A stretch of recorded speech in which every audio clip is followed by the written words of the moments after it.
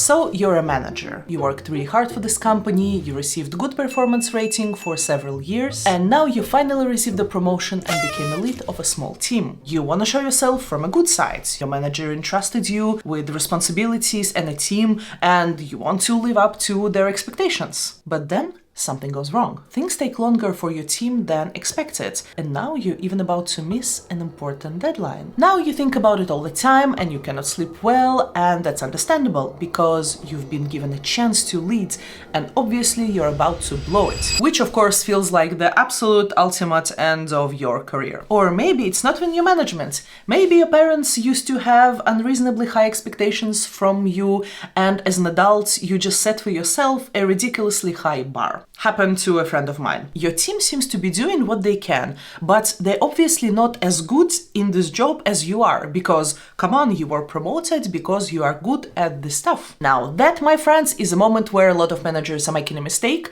that is not just harmful, but actually prevents them from earning more over the course of their career. And many of them don't even realize what they did wrong. Part number 1. We do what should be done.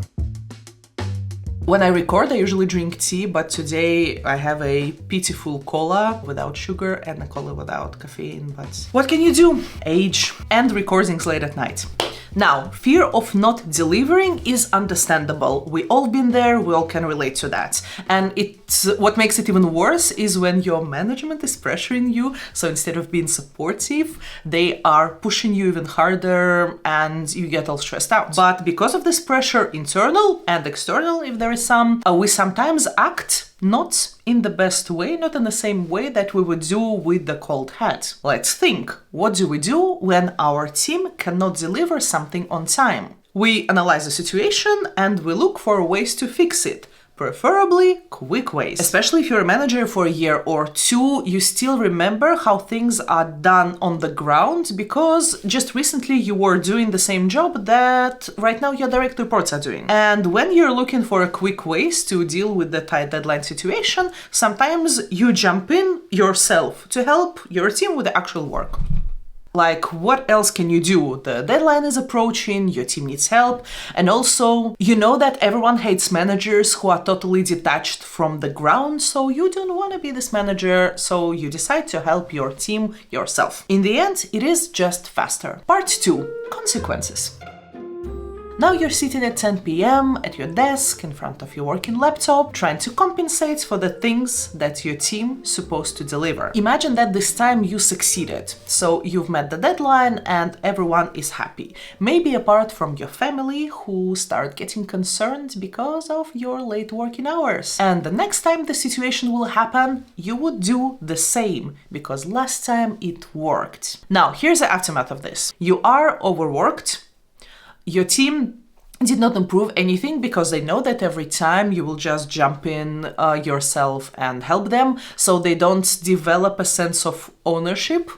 And the third one, and this is most important, you are not doing the job that you are paid for as a manager. Because when we become managers, we're making a transition from delivering to enabling others to deliver. This is the point of the job. You are not paid to go and do the thing yourself. You are paid to ensure that your team is doing the thing. And of course, it is great if you can deliver yourself.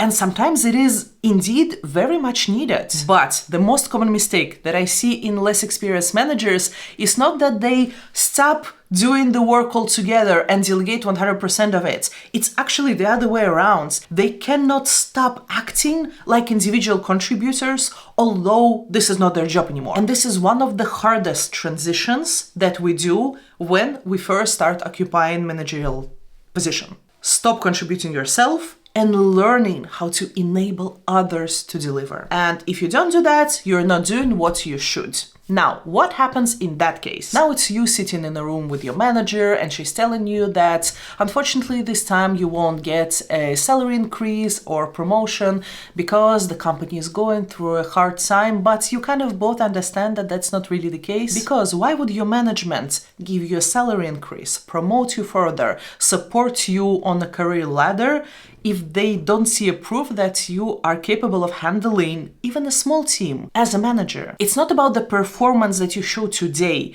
it's about the potential that they see in you for tomorrow. And if they see you constantly jumping back hands-on, they can doubt your qualification as a manager. As simple as that. Part 3, what do we do about it? Now, this whole problem starts with a fear. And this is a fear of not delivering that pushes us to act in a way that we used to do before we became managers. So instead of you surrendering to this fear, I want you to fight it back. First, you need to accept yourself that at the beginning, things may not be perfect.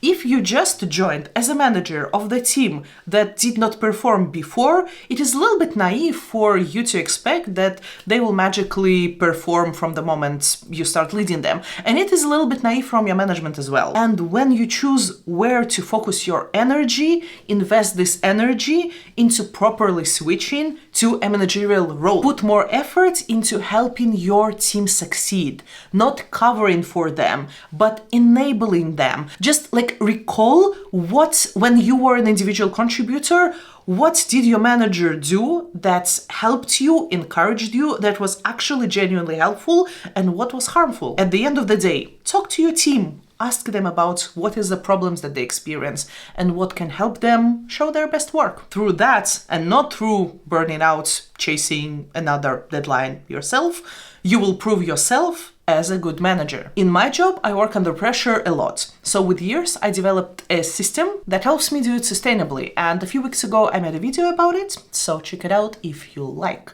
Thank you so much for watching, and I will see you there.